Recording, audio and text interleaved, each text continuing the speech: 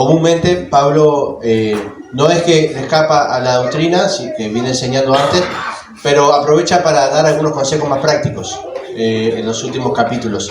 Y vamos a estar viendo algunos de estos consejos prácticos, pero también vamos a ver un poco el espíritu de ese capítulo, que podemos sacar en general. Bueno, muy bien. Vamos a leer. Saben que los primeros versículos, sobre todo el primer versículo, correspondería más bien al capítulo anterior, ¿no? Que viene comparando las relaciones de autoridad. Hay que hacer una aclaración con respecto a esto, porque muchas veces pensamos de que porque Pablo le habla a los esclavos y le habla a los amos, está aprobando la esclavitud. Y eso no es así. O porque Pablo le habla a los hombres y a las mujeres en una situación puntual, Pablo está a favor del machismo. Tenemos que primero entender en un contexto que Pablo le habla a lo que está establecido, no a lo que él defiende. No hay en ningún momento en este pasaje una defensa de la esclavitud, ¿sí? Ni una defensa de un machismo, ni nada por el estilo, sino todo lo contrario. Vamos a ver que lo que está establecido, Pablo comparte cosas que serían una ruptura a estas costumbres que habían en la época. Algo así como hizo Jesús, ¿no? Que rompió algunas cosas que estaban ya establecidas. Aclaro esto porque Pablo le va a estar hablando ahora en el primer versículo de los amos. También Pablo había hablado en Romanos 16 o Romanos 14, creo, después me corrigen ustedes, cuando dice que obedezcamos a las autoridades, ¿sí? Y uno dice, cuando va a la historia, resulta que esa autoridad es Nerón, a la que Pablo dice que obedezcamos, es decir, no a nosotros, a los que estaban en esa época en Roma, pero obedecer a Nerón, que era, si ustedes, no sé cuántos conocen la biografía de Nerón, pero realmente empezó bien y después era realmente desquiciado, era capaz de cualquier cosa. Entonces había que obedecer a un emperador que estaba totalmente desquiciado, que asesinó prácticamente a casi toda su familia, esposas, hasta quiso matar a su madre varias veces. Entonces, este era Nerón, pero tanto Pablo como Pedro invitan a obedecer a las autoridades, ¿sí? No es que están a favor de Nerón, es que están viendo lo que está establecido y dan leyes generales para lo que está establecido. La esclavitud no se iba a acabar porque Pablo dijera, la esclavitud es mala. La esclavitud iba a estar. Ahora, que estando la esclavitud, ¿qué se podía aconsejar para que se acerque más a la figura de Cristo? Y esto es lo que vamos a ver un poco. Sin embargo, el primer versículo que dice, amos a hacer lo que es justo y recto con vuestros esclavos, sabiendo que también vosotros tenéis un amo en los cielos, corresponde más bien al capítulo anterior que venía diciendo, maridos, versículo 19 del 3, amadas a vuestras mujeres y no sean ásperos con ellas, hijos, obedezcan a vuestros padres en todo, porque esto agrada al Señor. Padres, no exasperen a vuestros hijos para que no se desalienten. Esclavos, dice, obedezcan en todo a vuestros amos terrenales, no sirviendo al ojo, como los que quieren agradar a los hombres, sino con corazón sincero. Cuando yo estaba en el Radisson, las limpiadoras, uno escuchaba, ¿no? Las limpiadoras decían, limpiá bien ahí arriba porque ahí es donde se fijan. Ahí viene lo que sería el encargado del área y ahí siempre pasa el dedo. Así que limpiá ahí porque cuando pasa el dedo, es decir, limpiaban donde sabían que se iban a fijar. No, donde sabían que no se iban a fijar, no limpiaban.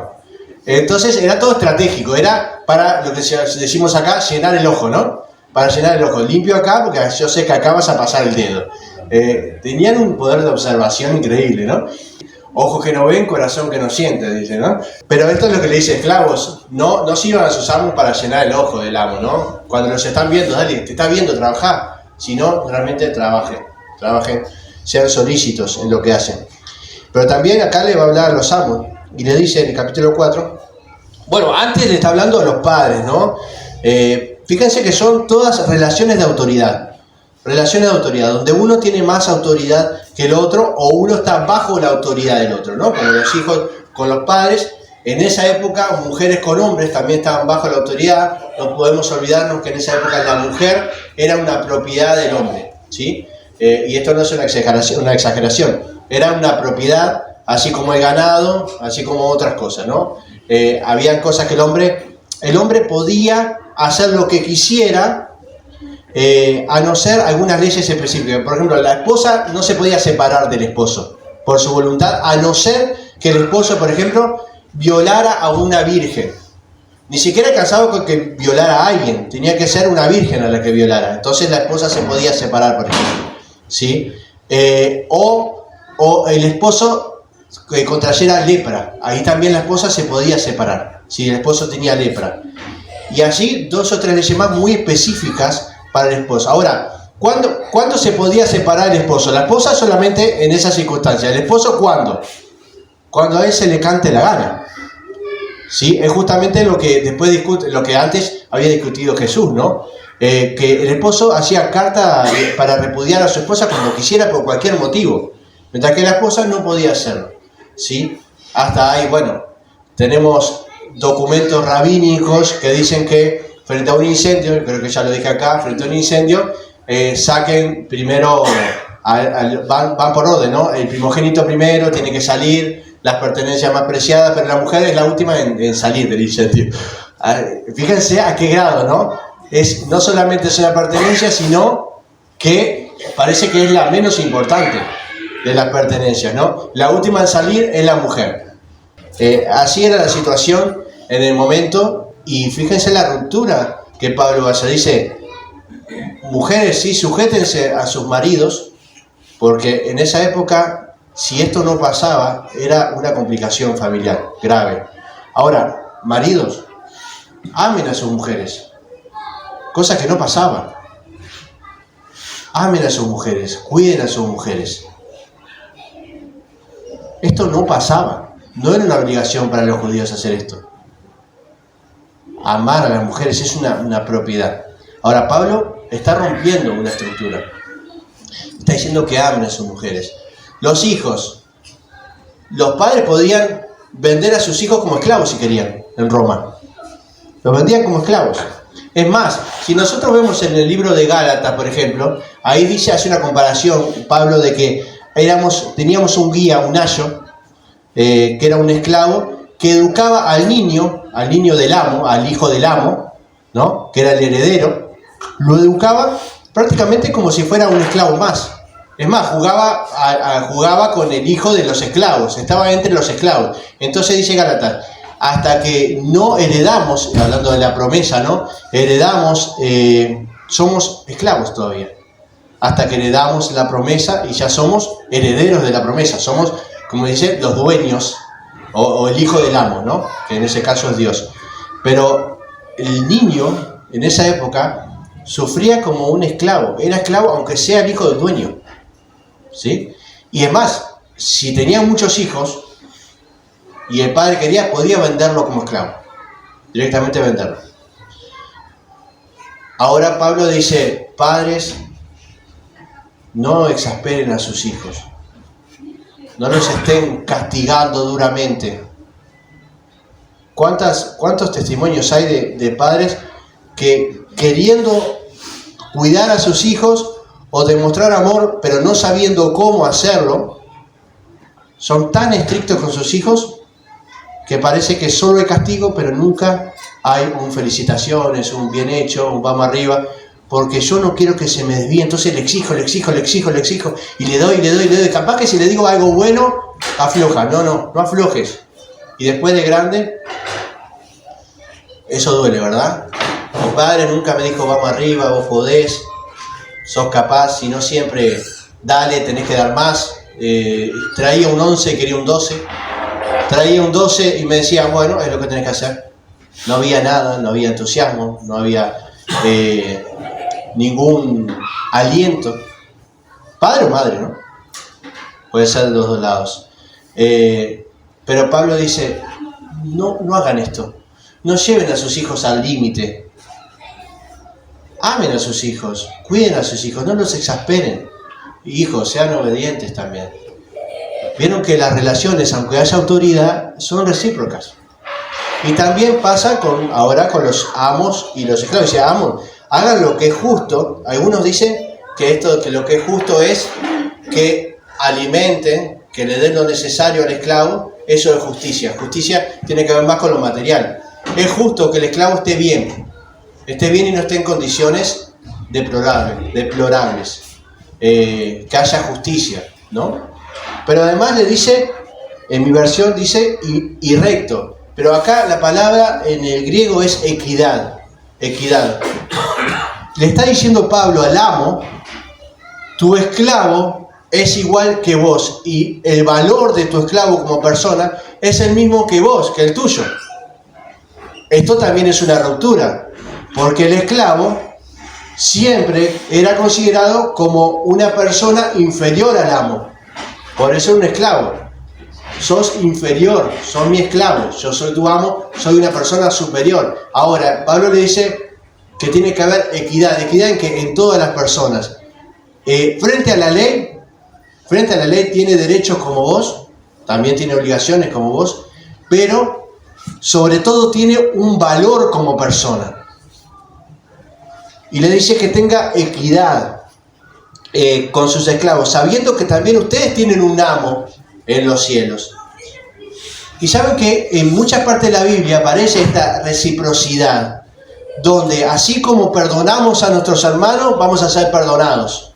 Así como tratamos a otros, vamos a ser tratados. Y acá dice, acuérdense de tratar con el valor que tienen sus esclavos como personas, porque valen lo mismo. Dios los ama, al igual que ama a los amos, a todos por igual. Acuérdense de ese valor, porque si ustedes se olvidan de eso, también el amo que ustedes tienen en el cielo va a hacer lo mismo. No se olviden de que así como aman, serán amados. ¿Sí? A ver, es una figura. Dios no va a amar menos a una persona. Pero les está diciendo, si queremos podemos darle la vuelta. Así como Dios los ama, amen a sus esclavos. Podemos darle la vuelta también. Pero siempre hay un orden de reciprocidad. ¿Sí? Nosotros debemos tratar a los demás según Dios nos trata como hijos. Eso aparece en todas las escrituras. Tratar a los demás como Dios nos ha dado el ejemplo que debemos tratar a los demás. ¿Sí? También esto va para los amos. Dice, perseveren en la oración, velando en ella con acción de gracias, dice el versículo 2. ¿Y qué importante es la oración? Saben que es, como iglesia, creo que en general, pienso que hay algunas excepciones en el mundo, pero hemos olvidado la oración como una práctica fundamental de la vida cristiana. Y no digo una práctica más, sino como una práctica fundamental de los cristianos. La oración es la que nos acerca al Señor. A través de la palabra nosotros conocemos al Señor, conocemos cómo es, conocemos lo que nos quiere enseñar, aprendemos a vivir como Él quiere que vivamos, pero por medio de la oración nos acercamos al autor de esa palabra de forma personal. Y nos hemos olvidado de la oración. Yo sé que hay personas que su vida se basa en la oración, pero en general, como iglesia, perseveren en la oración. Perseveren, dice Pablo, en la oración, velando en ella con acción de gracia, siendo agradecido. ¿Qué es velando, como decíamos hoy? Estando atento. ¿Cuántas veces nos pasa que vamos y nos ponemos de rodillas o no, pero oramos a Dios pidiéndole algo importante para nuestra vida? Y después nos desatendemos la oración. Y estamos viviendo otra cosa. Y perdemos nuestra concentración en lo que hemos pedido a Dios. Y tal vez Dios nos está respondiendo y nosotros estamos en otra. Pero ¿para qué me pedís si después te vas a ir? ¿No? Hoy, un sábado que teníamos feria acá, estaba el muchacho que estaba con los coches, que cuida el coche, y me pidió un vaso de agua. Me pidió una botella con agua, pero como no tenía una botella, le dije, te doy un vaso con agua, ¿no? Fui hasta el fondo, busqué un vaso, tampoco es, qué obra que hiciste, ¿no? Pero tuve que ir al fondo, le llené un vaso y fui, y cuando salí, que estaba acá en la puerta, ya no estaba. Y dije, ¿dónde se metió? Entonces, hago así y está ya en los semáforos casi, en la estación. Y claro, me salió el Miguel y digo, ¿sabes qué? No te doy nada, le digo, porque me pediste un vaso y te fuiste. Me pedís algo y después te desatendés de lo que pedís. Entonces digo, no es así. Si me pedís un vaso, esperá que te traiga un vaso. No te lo digo. Y le grité, ¿querés que te lleve un mantelito también para allá? Y te doy el vasito con el mantel. Todo en broma, ¿no? Todo bien porque hay una buena comunicación con el muchacho. Pero no está bueno. No está bueno. Y nosotros lo hacemos mucho con el Señor esto, ¿no? A veces pedimos algo y después nos vamos. Desatendemos nuestra oración. Si vamos a orar, oremos y estemos atentos a cuál es la respuesta del Señor. Si todavía no tenemos respuesta, sigamos atentos a la respuesta del Señor. Volvamos a orar, porque dice que seamos perseverantes en la oración. Velando en ella con acción de gracias, pero siempre agradecido. ¿Saben que esto podemos ponerlo dentro del contexto? Le está diciendo a los padres que no se apeguen a sus hijos, le está diciendo a las mujeres que se sujeten, a los maridos que amen a las mujeres. Le está exigiendo una cantidad de acciones, de actitudes, de comportamientos a las personas a las cuales no estaban acostumbrados en esa época a comportarse de esa manera. Y dice, ¿cómo podemos lograr esto? Esto no es contra natura, si se quiere, para nosotros. Entonces se logra a través de la oración. Perseveren en la oración y así lo van a lograr. Perseveren, y ahora podemos cambiar y decir que estar atentos ya no es estar atento a la respuesta, sino estar atento a mi comportamiento. Persevero en la oración, Dios me va a dar las fuerzas y yo tengo que estar atento a cómo debo comportarme. ¿Sí? Velando, no durmiéndome. La palabra literal es no dormirse.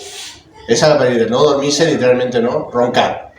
Pero tiene el significado de estar atento. O dormirse, hay gente que duerme y no ronca, ¿no? Yo porque pienso que todo el mundo que duerme ronca, pero no. Yo sí, yo ronco. Dice, perseverar en la oración, velando en ella con acción de gracias, orad también al mismo tiempo por nosotros. Acá Pablo hace como un paréntesis. Y le dicen, ya que van a orar, ya que los invito a orar y perseverar en la oración y ser agradecidos, ¿se animan a orar por mí también? Que estoy en una situación un poco complicada. Ahora vamos a ver. Dice, orar también al mismo tiempo por nosotros, para que el Señor nos abra puerta para la palabra, a fin de dar a conocer el misterio de Cristo, por el cual también estoy preso. Pablo está preso en Roma. Este capítulo de Colosenses es muy interesante porque agrupa una cantidad de libros y de pasajes de otras cartas. Pero Pablo está preso en Roma, en la misma cárcel donde conoce a Onésimo y escribe la carta a Filemón, en la misma cárcel donde le escribe la carta a los Efesios. Allí pasa de todo. En Roma también está en esos tiempos finales donde también aparece la carta de Timoteo. Es muy interesante ese periodo de Pablo en la cárcel. Y él dice, oren por mí. ¿Por qué? Porque la comida es horrible en la cárcel, porque hay mucha humedad, porque tengo unos compañeros presos que son unos delincuentes bárbaros, porque no me tratan bien, porque me insultan. Oren porque las cadenas estas son bastante incómodas. No, oren para que tenga la posibilidad, cualquier puerta que se abra para predicar el Evangelio. Oren por eso, para que tenga una chance más, una chance más. Yo creo que que Pablo, bueno, no se sabe bien cómo, sabemos que muere decapitado, ¿no? Si no me equivoco, sí, decapitado. Yo creo que hasta el último momento estaba buscando a quién predicarle el Evangelio. Hasta el último segundo. Una puerta más que se abra para poder predicar el Evangelio. Algunos comentaristas dicen que esa puerta era la puerta de la cárcel y que Pablo estaba diciendo que se abra esta puerta de la cárcel para así yo salga a predicar el Evangelio. Pero no lo vemos tan claro en las Escrituras eso, porque esta misma imagen de una puerta que se abre se usa también en el libro de Hechos y en otros pasajes para decir una oportunidad. Una puerta se abrió para los gentiles cuando empieza la predicación a los gentiles. Es una oportunidad para que los gentiles se acerquen a Dios. Y dice, dame una oportunidad más. Señor, quiero una oportunidad más, oren por mí por esto, para que se abra cualquier puerta. Así sea los soldados que me están cuidando, así sea un compañero de cárcel que no sea cristiano, que se abra una puerta más para predicar el Evangelio. Fíjense que estamos mencionando cosas que realmente a mí me desafían y que realmente tenemos que desafiarnos como iglesia, pero con seriedad. ¿Cómo estamos con respecto a la oración? Porque la iglesia tiene que orar, tiene que perseverar en oración, juntos, unánimes, como estaban en el libro de Hechos, allí, juntos, orando, unánimes, con un mismo ánimo significa unánimes, un mismo ánimo. ¿Cómo estamos en eso? ¿Cómo estamos en compartir la verdad del Evangelio de Cristo que ha cambiado nuestras vidas? ¿Cómo estamos en eso? ¿Queremos una oportunidad más? A veces se nos pasan todas las oportunidades y ni cuenta nos damos. ¿Por qué? Porque no estamos velando, no estamos atentos. Qué mejor que tener una iglesia como la que Pablo está describiendo acá, una iglesia que ora juntos y una iglesia que comparte el Evangelio, que busca una oportunidad tras otra para compartir el Evangelio. Dice,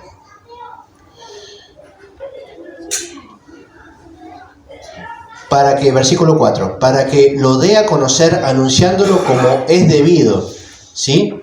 No solamente pide para que le abra una puerta para predicar el Evangelio, sino para anunciarlo como es debido, ¿sí? No es de cualquier manera, ¿eh? No es de cualquier manera.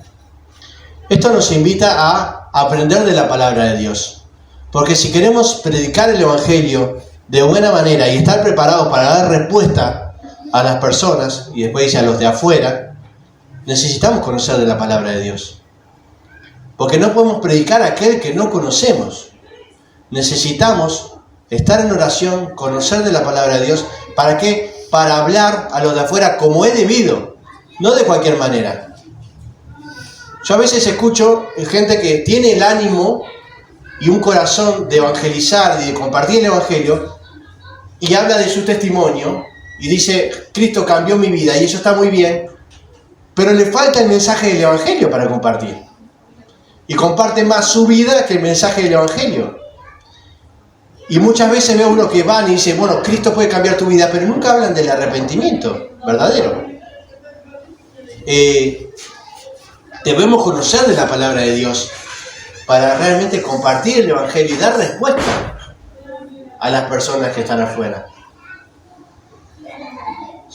Estamos hablando de cosas que dicen, bueno, el que tiene más de un año de cristiano sabe que la oración, la palabra y compartir el Evangelio está entre los 5 pasos del cristiano cuando empieza el cristianismo, ¿verdad? Cuando hacemos el discipulado inicial, que alguien se convirtió, decimos, mirá, hay 5 pasos. Servicio, oración, palabra, compartir el Evangelio y congregarse. Los primeros pasos de la fe. Pero a esta altura, yo digo, yo tendría que estar, no en los primeros pasos. No, ¿cómo puedo estar luchando con los primeros pasos de la fe? Con los primeros, lo inicial, lo básico. Estamos luchando con la oración, luchando con compartir el Evangelio, con aprender de la palabra, con congregarnos muchas veces, con servir en la iglesia. Servir en la iglesia, hermano, no es una opción. Es una respuesta al amor de Dios por nosotros. Dios nos llama para que sirvamos a los demás, porque si no, ¿para qué nos dio dones? Para guardarnos en casa. No, Dios nos da dones para el servicio unos con otros, en la iglesia. No para que optemos, sino para servir. Pero no, es una opción. Si puedo, Señor, te sirvo. Si puedo, voy a ver. Y no es cosa sencilla, y no es cosa poco importante, desechar los dones que Dios nos da. Y decir, está bien, me diste esto para servir a los hermanos, no lo voy a usar. Señor, guardalo ahí porque yo no lo voy a usar. Estamos utilizando mal los recursos del Señor. Y eso es una mala mayordomía. Una mala mayordomía de los dones que Dios nos da. Así como hay mala mayordomía del dinero, mala mayordomía de nuestro cuerpo, nuestra salud, También hay una mala mayordomía de los dones. Cada cristiano que conoció a Cristo tiene que estar sirviendo a los demás. Eso no es una opción. No es algo que si pinta, sirvo. Pero la realidad de las iglesias es que a veces el menos del 20% de las personas que están en la iglesia están sirviendo. ¿Por qué? Porque lo han tomado como una opción. Si tengo tiempo, sirvo. Si puedo, bueno, es lindo. Si pinta. Pero eso no es el evangelio. Pablo está preso por servir al Señor. Pablo está preso y hay otro que está preso con él. Y hay otros que se están jugando la vida por servir al Señor. ¿Ustedes creen que eso es una opción? Si fuera una opción, Pablo no hubiera hecho eso. Pero Pablo no lo toma como opción. Pablo lo toma como el compromiso que hizo con el Señor. Una vez que lo recibió, por amor, una respuesta al amor de Cristo por él. Como congregarse, como orar, como compartir el Evangelio, como servir. Dice que anden, versículo 5, sabiamente con los de afuera, aprovechando bien el tiempo.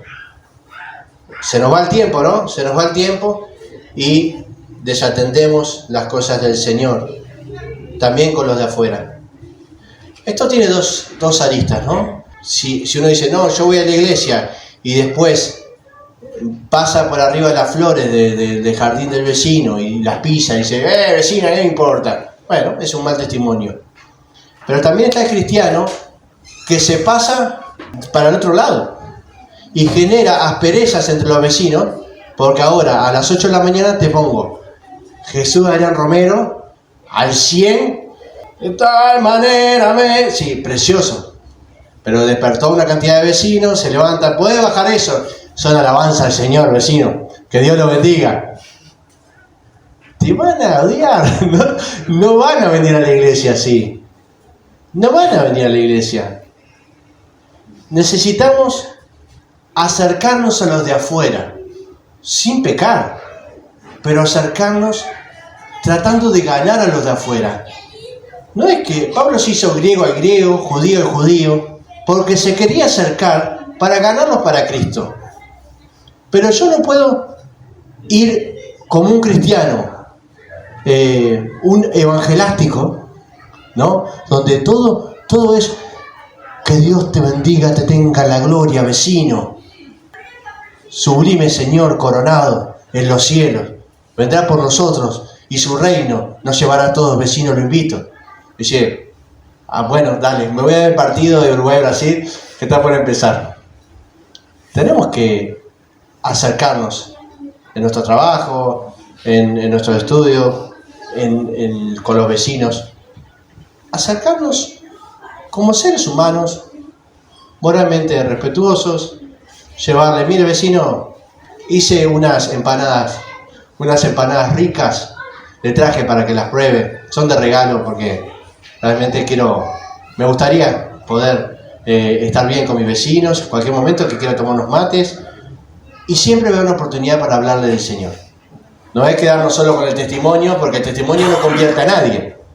Lo que convierte es el Evangelio de Jesucristo. Pero hay que acercarnos de buena manera. Así que cuidado con los de afuera también. Seamos sabios, aprovechando bien el tiempo. Sea vuestra palabra siempre con gracia. Esta gracia no es la gracia del Señor, la gracia salvadora. Es lo que nosotros decimos como caer en gracia, ¿no? Sea con gracia. Que la palabra que digas caiga bien. Yo me acuerdo en la iglesia que iba antes, había uno que predicaba el Evangelio, íbamos, en esa época, golpeábamos las puertas, un folleto y charlábamos con la gente. Y si alguno le iba a cerrar la puerta en la cara, antes que se la cerrara decía, si no aceptas a Cristo te vas al infierno. ¡Bum! Y sonaba la puerta. Y de última se quedó con eso. O sea, pero vos te parece, después te lo encontrás. ¿Y cómo te hablas una relación? ¿No? Era como, bueno, si no me deja hablar antes que me cierre, ¿no? Después tenía otro que era de Rocha, del departamento de Rocha. No digo que los de Rocha sean así, no, este era de Rocha. Estamos evangelizando allá por la costa y uno le dijo, vecino, había un frente, ¿no? Y la casa estaba atrás. Le dice, vecino, tengo un folletito para darle, quisiera dárselo. Y dice, no quiero saber nada, que no sé qué, no sé cuánto. Y empezó como a maltratarlo desde adentro, ¿no? Y este hombre empezó, y yo estaba al lado y no sabía qué hacer, dice, ¿pero qué te pensás que sos? Salí un poquito, decímelo en la cara, le dice. Y dice, vení y decímelo acá en la cara, a ver si te da, dice. Y se olvidó de que lo que estábamos haciendo. Le digo, me parece que vamos. No, ¿qué se cree? Que porque venimos con un folleto me puede tratar así. Y el tipo cerró todo y se encerró, ¿no? Se asustó. Pero claro, a veces nuestra palabra no está muy sazonada, ¿no? Y a mí me pasa mucho que hablo más rápido de lo que pienso. A muchos debe pasar, ¿no? Hablo más rápido de lo que pienso. Cuando lo pienso ya es tarde, ya lo dije. Y entonces a veces decimos cosas que pueden herir sin la intención, pero nuestras palabras tienen que estar sazonadas con sal, cuidadas, protegidas. Ya tenemos mucho para hablar en Santiago sobre la lengua, ¿no? La lengua puede ser bendición o puede ser de maldición. Así que cuidado que nuestra palabra siempre caiga con gracia, que sea sazonada con sal, para que sepan cómo deben responder a cada uno. Dice en Proverbios, en las muchas palabras hay pecado, ¿no? Cuando alguien habla demasiado, siempre mete la pata. Entonces debemos estar atentos, saber que nuestras palabras sean justas, que nuestro sí sea sí, nuestro no sea no, que tengamos palabras justas, para saber también cómo responder. ¿Ustedes alguna vez hablaron con alguien que habla pero no escucha? Y que no te puede responder nada porque no te escuchó directamente. Está solamente pensando en lo próximo que va a decir y no te está escuchando.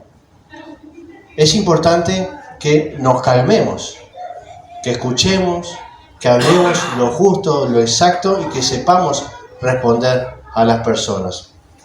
7. Todo lo que a mí se me refiere os lo hará saber Tíquico, amado hermano y fiel ministro y consiervo en el Señor. Acá tenemos Tíquico, que es el que lleva la carta a Colosas, la carta de Pablo a Colosas, y también a Éfeso, ¿sí? Pero no va solo. ¿Saben qué? La responsabilidad de Tíquico no era poca cosa, porque él tenía que llevar una carta y se jugaba su vida también, si lo agarraban, ¿sí? Una carta de Pablo que está preso, era como decir, bueno, tengo toda la evidencia para que me pongas preso también a mí. Lo tenía allí, tenía que viajar, había persecución, pero él se la jugó, tenía ese compromiso de que el mensaje llegara. Y se los ha enviado a vosotros para esto mismo, para que conozcan lo que a vosotros se refiere y conforme a vuestros corazones. Esto es para que conozcan nuestra situación y yo conozca la situación de ustedes, para saber cómo está todo. Para que Tíquico le va a contar cómo yo estoy pasando y ustedes le van a contar a Tíquico para que me cuente a mí cómo están pasando ustedes. Esto es lo que le está diciendo, ¿no? Es algo que no está en la carta, no se preocupen porque Tíquico se lo va a contar. Es lo que le está diciendo Pablo a los colosenses. Y dice, conforte vuestros corazones. Tíquico tenía la misión de confortar los corazones, no de deprimir a la iglesia, no de dar malas noticias, sino de confortar los corazones. No diciendo que todo está bien, sino dando esperanza de que todo esto vale la pena. Vale la pena. Vale la pena servir, hermanos, vale la pena el sacrificio por servir al Señor. Vale la pena estar sirviendo a nuestros hermanos. Vale la pena este camino, por más de que a veces se complique. Pero vale la pena, porque hay esperanza. Hay esperanza en el futuro. La esperanza que los de afuera no están teniendo. Dice ahora que los acompaña Onésimo, amado y fiel hermano, que es uno de vosotros. Todo lo que acá pasa os lo haré saber. Va con Onésimo. ¿Y Onésimo qué tiene en su mano? Va Tíquico con 2 cartas, la de Colosas y la de Éfeso. Y Onésimo también va con Tíquico. ¿Con qué? ¿Qué tiene en la mano? La carta a Filemón. Pablo le da a Onésimo la carta para que lleve a su amo. Onésimo era un esclavo que se había escapado. Era un esclavo desobediente, pero conoce a Cristo y vuelve. Somos Onésimo, ¿verdad? Somos personas que estábamos alejados de Cristo. Habíamos escapado de nuestro Señor. Pero ahora, conociendo a Cristo, volvemos. volvemos a servir. Y dice, y recíbanlo. Y ese recíbanlo es, no lo recibas como un esclavo, recibilo como un hermano, porque es de ustedes, es un hermano en Cristo. Recíbanlo como un hermano en Cristo. ¿A quién le está diciendo? A la iglesia, pero sobre todo a Filemón. Filemón, ya no es un esclavo, es tu hermano en Cristo. Tienen un mismo amo, que es el Señor. Que dice 10, Aristarco, mi compañero de prisiones, os saluda, y también Marcos, el sobrino de Bernabé, acerca del cual habéis recibido instrucciones. Y si va a visitarlo, recibirlo. Acá tenemos dos personas. Aristarco, si vemos en el libro de Hechos, en Éfeso, por ejemplo, cuando se juntan en el templo de Diana para atacar a Pablo y a sus compañeros, Aristarco está en el frente, es uno de los primeros que agarran. Porque Aristarco siempre está donde hay problemas, pero no de forma negativa, sino que él, siempre que se complican las cosas, le pone el pecho a la bala. Es uno de los primeros que aparece. Cuando hay problemas, vamos a ver a Aristarco. No se preocupen, hermanos, que cuando haya problemas, Aristarco va a estar por acá. Aristarco siempre estaba al frente. Y es que el cristianismo no solamente son cosas lindas, a veces hay que pasar momentos difíciles. Y si nosotros no tenemos ese espíritu de Aristarco para estar cuando las cosas están bien y cuando las cosas están mal, entonces nos vamos a perder de ser compañeros de Pablo en prisiones, compañeros de una prisión por el Señor Jesucristo. Qué cosa más hermosa y más dolorosa a su vez que estar preso por el nombre de Jesucristo, por predicar el Evangelio. Allí estaba él, Aristarco, al lado de Pablo, compartiendo todo lo que habían hecho y orando para que se abriera una puerta más. Pero también tenemos a Marcos. Marcos, el sobrino o primo, según de Bernabé, según la versión, había ido en el primer viaje misionero con Pablo y con Bernabé, lo había llevado Bernabé, pero se asustó, tuvo miedo y se fue. Y cuando vino el segundo viaje misionero, Bernabé le dijo, bueno, me traigo a Marcos. Y Pablo le dijo, no, a Marcos no me lo traigas. Hubo una discusión entre Bernabé y Pablo y se separaron. Pablo se fue con Silas y Bernabé se fue con Marcos. ¿Sí? La iglesia, Pablo que tenía a esa autoridad, aunque Bernabé también, la iglesia seguramente había tenido a Marcos como una persona que había huido de la misión, que se había alejado de la misión. Por eso Pablo tiene que decir, si Marcos va, recíbanlo. Ahora Marcos está en Roma con Pablo. ¿Volvió? Después vemos en Timoteo que dice, es necesario Marcos. Tráigame a Marcos, dice Pablo. Él vuelve al camino. Y muchas veces podemos asustarnos, podemos temer, podemos alejarnos del camino. Pero siempre podemos volver. Siempre podemos volver. Siempre podemos estar volviendo y apoyando y sirviendo al Señor. A veces nos alejamos porque hay temor. A veces nos alejamos porque no estamos atentos. Porque nos arrastra la carne. Pero este es un lugar de misericordia. No estamos para condenar a nadie. Jesús, el Señor, nos espera en arrepentimiento, sí, si hemos pecado, pero para transformar nuestras vidas. Me es necesario, dice el Señor, me es necesario que este venga y me sirva. Me es necesario que este que se ha alejado de mí ahora venga y me sirva. ¿A quién más tenemos? Dice también, lo saluda Jesús. A ver, Jesús es un nombre común en la época, no es Jesús el Mesías, que es llamado justo. Estos son los únicos de la circuncisión que me ayudan en el reino de Dios y han sido para mí un consuelo. La circuncisión en sí que eran judíos conversos, ¿no? Eran circuncidados, los únicos judíos. ¿Por qué Pablo aclara esto? Para decir, todos los que me están ayudando son gentiles. Le está hablando de una iglesia que es gentil. Entonces está diciendo, esto no es asunto de judíos conversos. Habían varios maestros judaizantes alrededor. Todos estos son gentiles que se han comprometido con el Evangelio, ¿sí? Que han creído. Y no es un tema de que fueron educados de niños así, sino que se han comprometido realmente con el Evangelio. Y dice, os saluda Epafras, versículo 12, el cual es uno de vosotros, siervo de Cristo. Epafras es el que le pide a Pablo que le escriba a la iglesia de Colosas, porque habían estos maestros que lo estaban desviando del camino. Y por eso dice que es uno de ustedes. Él siempre ruega encarecidamente por ustedes en sus oraciones para que estén firmes, perfectos y completos en todo lo que Dios quiere. ¿Cuánto oramos por la iglesia?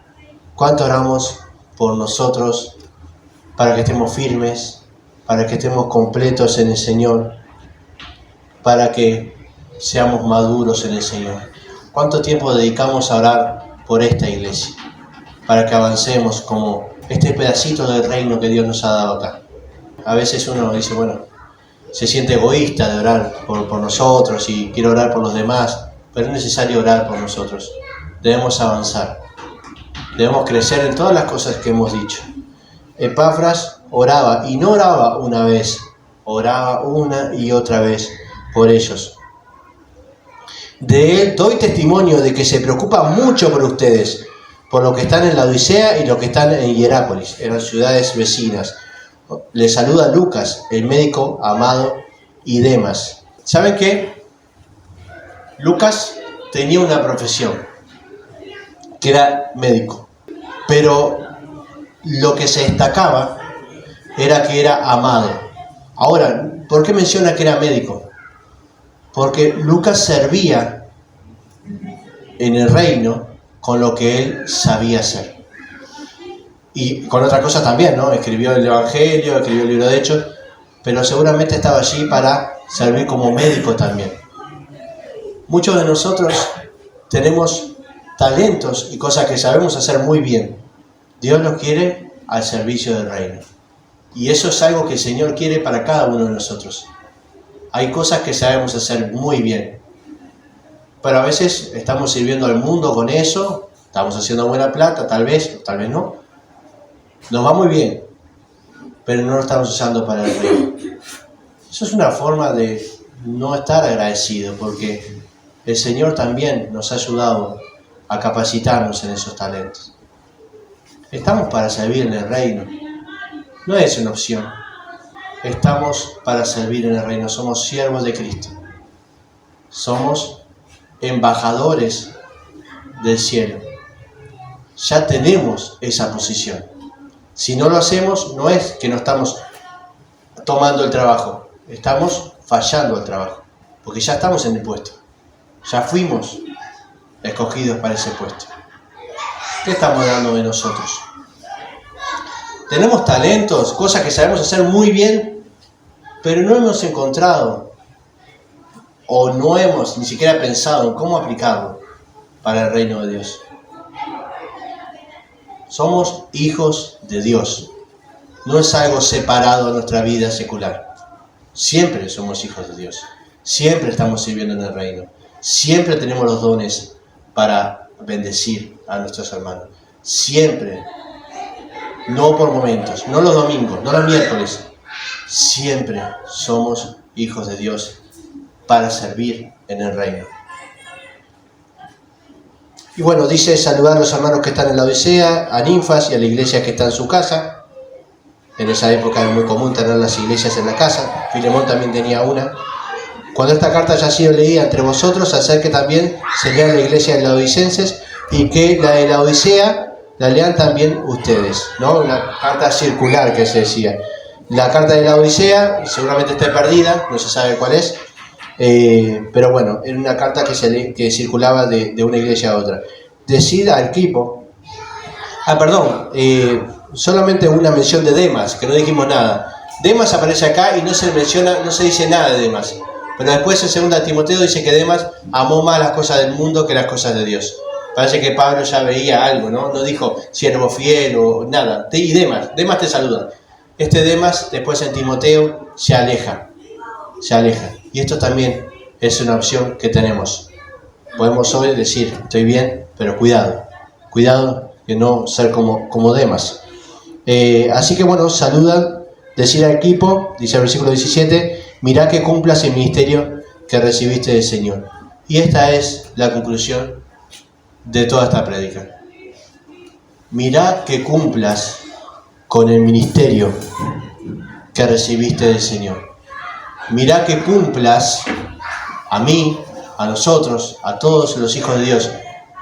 Mirá que cumplas con lo que Dios te mandó a hacer en el ministerio. ¿Vieron? No es una opción. Es cumplir o no cumplir.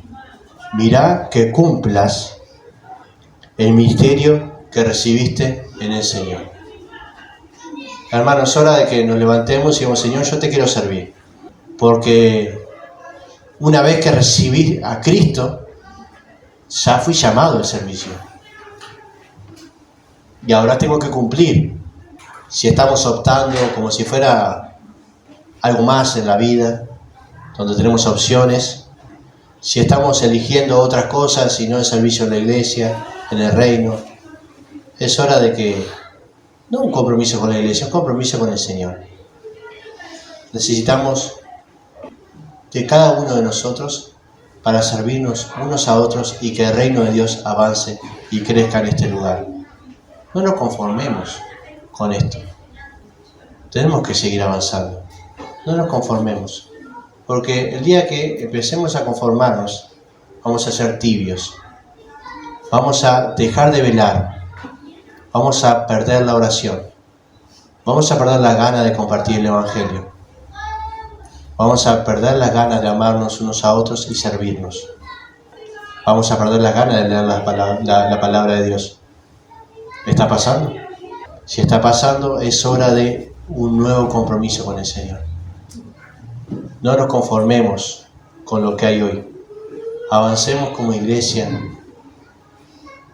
como hijos de Dios, como siervos de Dios, como soldados de Cristo, como quieran, en la posición que quieran nombrar ustedes, pero tenemos ese compromiso de servir en el reino de Dios.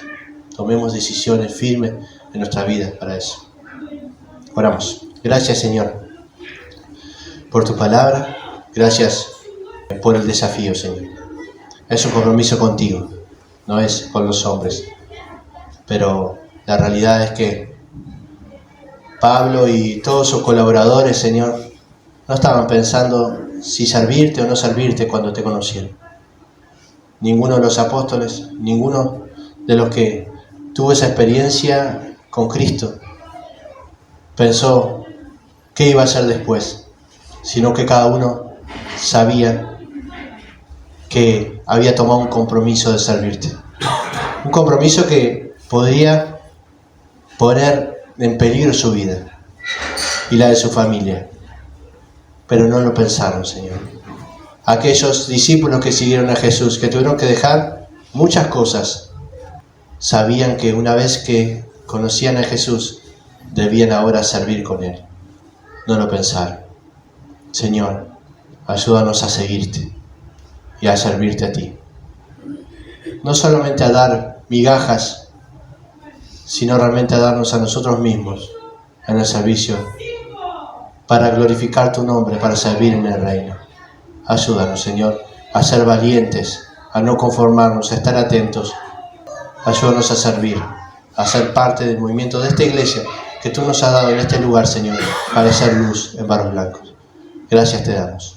Dejamos todo en tus manos. En el nombre de tu Hijo, Jesucristo. Amén.